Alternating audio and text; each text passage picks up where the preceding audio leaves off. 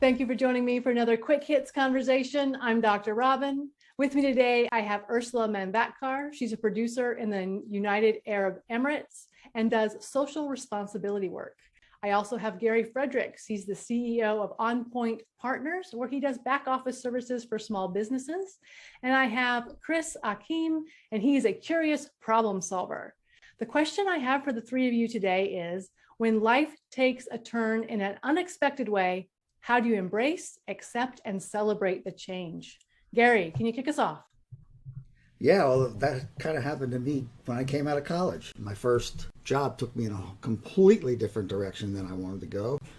I studied film, and then I ended up on Wall Street. And, I kind of look into myself and find the skills that I have and see if I can apply them in those situations. And I was able to do that, luckily, and had a very successful career on Wall Street. So I just kind of embraced it and went with it. I think Paul McCartney said it best when he wrote The Long and Winding Road, because that's what life is. Life is a long and winding road, but it's too short to take too seriously. Yeah. Chris, what about you? Well, Gary said it best. I don't think any of us, when we graduate from college, I really envy the folks who, know exactly what they want to do and they've got everything all tidy, and then their life, pans out exactly the way that it was supposed to happen. And for me personally, that wasn't the journey that I've had, and I've taken many twists and turns. It's always been a successful journey. But for me, it's basically, I have to be in the moment, and I have to make sure that it's relevant to me as well. At any one moment when you're working for a company, you might get a notice that your position is being eliminated, or something's happening, you're being transferred, or something's happening. Okay, and you've got to be nimble, and you got to make sure that you just take it and ground yourself and say, okay. And this is a conversation I was having with my son the other day. If you're trying to decide between pizza and a hamburger, both of them are good. They'll both nourish you, and you can move forward. And don't sit there and wring your hands and debate whether you made the right choice, taking the right or the left fork in the road. Ursula. Okay, so very, very similar to both the gentlemen here. I had to study a different curriculum entirely against what I wanted to study. But life took me into a long way and back into film, which is what I wanted to study in the first place. So I don't regret anything. Yes, the journey was a long one. But for me, for example, there have been a lot of twists and turns. So it depends what that change is. Sometimes the change is amazing. Like, you just can immediately embrace it and say, wow, this is what I really want. Or I never expected this to happen, but it's something pleasant. But when it comes to something unpleasant, I think one should not take it personally, because that's where we kind of lose focus on going forward. Because the first and foremost thing is, nobody can predict anything. Nothing is guaranteed. We don't know what's going to happen in the next second. So if we just understand the reality of that statement, we need to just welcome everything as it comes and take everything in our stride. And, there is always a silver lining in every cloud. So again, do not take it personally. If it's a situation which basically is a very traumatizing one, if it's something hard on you, one needs to be strong and just hold on to the hope that, yes, things will get better and life will be worth living again. So this is what I feel. Yeah. And what about the opportunity to grieve the loss? I think that that's something that as humans, we forget to do, to be able to say, I am sad that this thing that I wanted to have happen isn't happening. And I think missing that grieving point makes you never able to really embrace whatever the new thing is. Absolutely. And you know what? Like, you don't want to grieve, but people tend to push you away from the grieving bit. Because everybody is in a hurry to make you become positive. There's a lot of toxic positivity going around.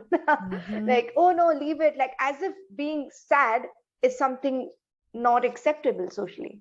And people don't want to listen to you. They say, oh, keep your negative vibes away. Oh, you need to move on. Yeah, the stronger you show yourself, the more acceptable you are, or the more respectable you are. That's the reason why the minute we face a hurdle or a setback, we tend to be too harsh on ourselves. We think we are losers, or something's wrong with us. We are not supposed to be this way. I think that's not right. We need to accept that this is part of life. What about you guys? I'm sorry, guys, how do you handle the grieving process? What does that look like?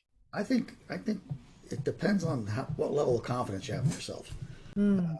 Because it took me a long time to be a confident human being, but I am now. And in the beginning, I questioned myself, did I make the right decision or wrong decision?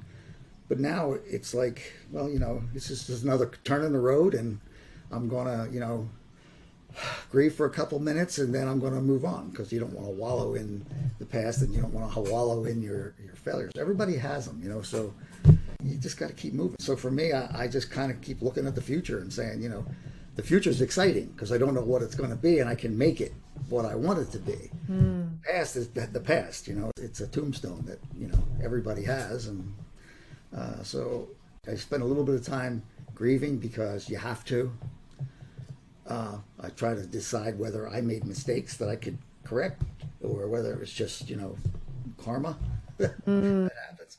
And then you move on. So I think Grieve, learn, move on. I like that. Yeah. I want to echo what Gary was saying, and basically add to that every time that you overcome a hurdle or an adversity, you become so much more resilient. In my career, I went 21 years the first time around before my position was eliminated, and I found myself just devastated. But I sat around and grieved for maybe 3 or 4 days, and ended up turning that around and creating a not-for-profit organization that was specifically around, people like myself who were finding themselves at that age group and in that situation, to move forward. And then when it happened again 5 years later or 10 years later or whatever, like, I've seen this before. It's no big deal. I already have that club in my bag. I'm going to go, grab that and, do that. So every time that it happens, you become so much more adept and resilient to the change. And what a great thing to remember too, is that you've overcome 100% of the hurdles you've ever been thrown in your life. That's just the reality. And so if you've overcome it before, you can overcome it again. And the role that I play in people's lives is that place they can go to grieve, that place they can go to say, I don't know what to do next. I jokingly sometimes say, people hire me when they're up against a wall and they've realized they don't want to go over, they don't want to go around, they don't want to go through, they don't want to go under, they may just want to die there. That's when they call me. And I think that when you reach that point is when you have to be able to say, okay, let me take a breath. Mm-hmm. Yeah, and I think everybody faces that at one point at least at one point in their career. I'm 65, and when things happen now, it's kind of like, I got to do this again. But, suck it up and do it, But I could say, looking back on my career and my life and the things I've done and my experiences have made me the person I am. And so, I wouldn't change any of it now looking back, so. Yeah, I wouldn't change them, but I don't want to repeat them. No, that's true. Absolutely. Right. And I personally feel it's easier to deal with this kind of change when it comes to, let's say, it's a job or it's a situation which is not related to people. But when you are dealing with human beings, one can just have X number of heartbreaks or X number of disappointments. And then it gets harder and harder to trust more people and be in that situation. So, it's just human to not be able to trust someone again if you've been through certain things multiple times. That's how our brain functions. We register a trauma and then it just works against us later on. So we need to be well aware of these things and not let things get to us. And I think we all should reach out and take help whenever we are at that wall that you said, that when people don't want to cross that wall or go around it and they just want to die there. That is the time we really need to fix it and just move on and take it in a productive way, because at the end of it, we don't want to be dead inside. We don't want to be bitter. That will be a great disservice to humanity.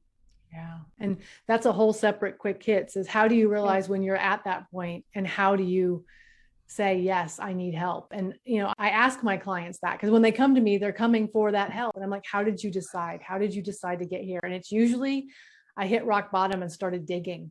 And I'm like, yeah, let's not do that. You can get help a lot sooner.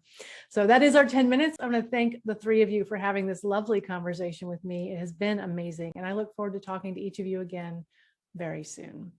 Thank you. Thank you so much, Robyn.